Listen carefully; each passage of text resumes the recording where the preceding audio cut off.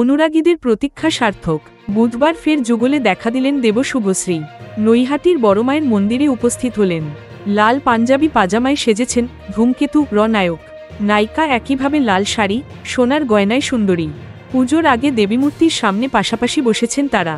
পুজোর সরাসরি সম্প্রচার দেখে ফের জুটির প্রেমে পড়েছেন দুই তারকারা অনুরাগীরা।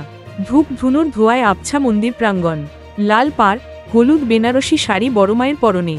তার সামনে সাদা কালো পরিচ্ছন্ন মেঝেও আসন পেতে বসেছেন ছবির পরিচালক, প্রযোজক, নায়ক নায়িকা, আবহ সঙ্গীতকার। কিন্তু এরই মধ্যে দেবকে দেখা যায় শুভশ্রীর দিকে ফিরে আলাপচারিতায় ব্যস্ত রয়েছেন।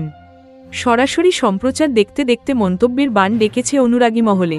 তাদের নায়িকার মুখে নাকি ছবি মুক্তির আনন্দ উছলে উঠেছে। পুরোহিত হাতে ফুল দিতেই অঞ্জলি দেন যুগলে। সঙ্গী গোটা দল আরতি করেন। পাশে দাঁড়িয়ে ব্যারাকপুরের সাংসদ পার্থ ভৌমিক। পুজো মিটতেই শান্তির জল ছড়িয়ে পড়ে প্রত্যেকের মাথায়।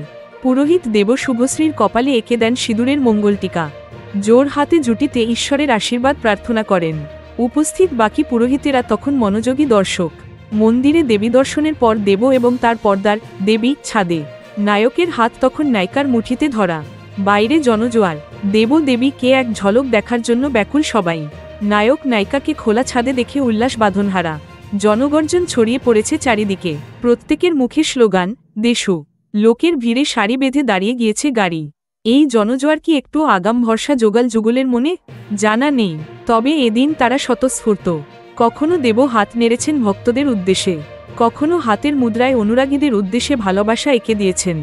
ট্রেলার মুক্তির দিন নজরুল মঞ্চে একসঙ্গে দেখা দিয়েছিলেন দুজনে। ছবি মুক্তির ঠিক আগের দিনও ভালোবাসার আছে নিজেদের সেঁকে নিলেন দেব Subhashree. Thank you so much for watching our videos. Please do like, share, and subscribe our channel.